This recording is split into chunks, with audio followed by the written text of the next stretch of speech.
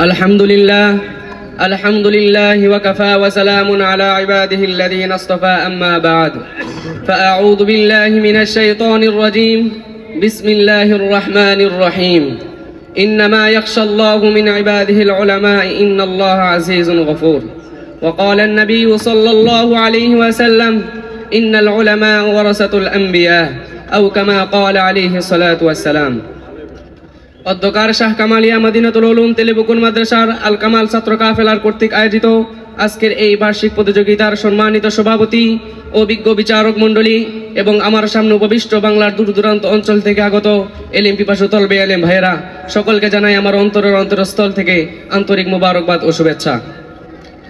আজকে আমার বিষয়বস্তু হলো জাতির সেবায় উলামায়ে কেরামের অবদান। এই বিষয়ে আমি কিছু আলোকপাত করার চেষ্টা করব ইনশাআল্লাহ। জাতির সেবায় উলামায়ে কেরামের অবদান এই কথা বলতে গেলে আমরা বলবো উলামায়ে কেরাম জাতিকে সহিহ কোরআন পাঠ এবং কোরআনের সহিহ ব্যাখ্যা প্রদান এবং নবী করিম সাল্লাল্লাহু আলাইহি ওয়াসাল্লামের বাস্তব সুন্নতের অনুশীলনের মাধ্যমে একজন মানুষকে ব্যক্তিগত জীবন থেকে পারিবারিক জীবন, রাজনৈতিক জীবন, অর্থনৈতিক জীবন থেকে একজন মানুষকে পথুর কাতার থেকে টেনে এনে মানুষের কাতারে এনে দাঁড় করান। সম্মানিত উপস্থিতি, নবী করিম সাল্লাল্লাহু আলাইহি ওয়াসাল্লাম 1450 বছর আগে উলামায়ে কেরামকে তার উত্তরাধিকারী সার্টিফিকেট দিয়েছেন। তিনি বলেছেন ইন্নাল উলামা ওয়ারাসাতুল আম্বিয়া, নিশ্চয়ই উলামায়ে কেরামগণ নবীগণের ওয়ারিস। এখানে ওয়ারিসদের কথা বলতে গেলে মনে পড়ে যায় হাফিজ জি হুজুরের কথা। দেশের মধ্যে তিনি শিক্ষা প্রতিষ্ঠান গড়ে তোলা তার অন্যতম মিশন ছিল।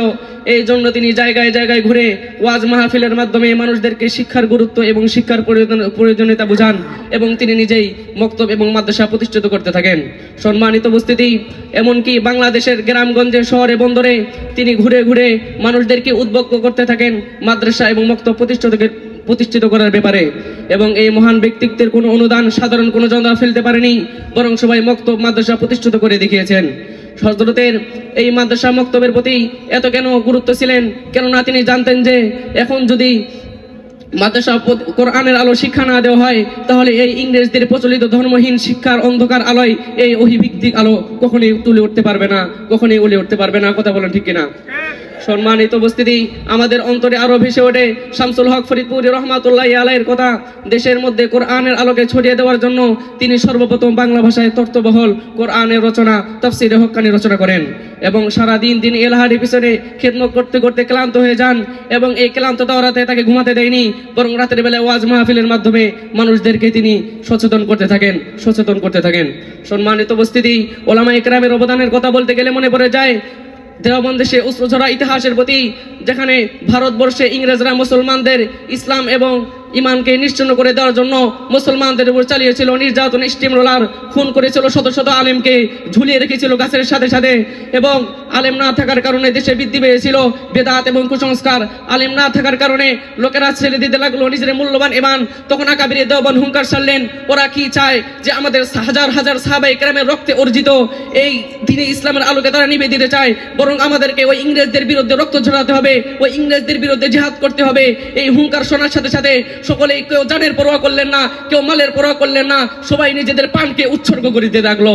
সম্মানিত উপস্থিতি, ইতিহাস সাক্ষী রয়েছে, ইতিহাসের পাতায় পাতায় রয়েছে যে উলামায়ে কেরাম যুগের পরে যুগ নির্যাতনের শিকার হয়েছেন শুধুমাত্র এই হককে হক বলার জন্য।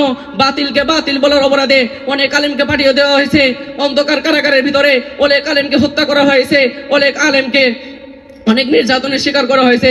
তবুও তারা নির্যাতন স্বীকার করেছেন, তবুও তারা এক মুহূর্তের জন্য, এক সেকেন্ডের জন্য বাতিলের নিচে মাথা নত করেনি, মাথা নত করবেও না ইনশাআল্লাহ। সম্মানিত উপস্থিতি, তবে কেন এমন কোন হেফাজত নেই যেখানে উলামায়ে কেরামের অবদান নেই? বরং যেখানে ইসলাম নিয়ে কথা বলা হয়েছে, মুসলমানদের উপর আক্রমণ করা হয়েছে, সকল আলেম একজোট হয়ে ওই ষড়যন্ত্রের চালকে ছিন্ন বিচ্ছিন্ন করে তাদের মোকাবেলা করেছেন। সম্মানিত উপস্থিতি, এই বলে আমি আমার বক্তব্য এখানে শেষ করছি। ওয়া আখিরু দাওয়ানা আনিল হামদুলিল্লাহি রাব্বিল আলামিন। আসসালামু আলাইকুম ওয়া রাহমাতুল্লাহি ওয়া বারাকাতুহু।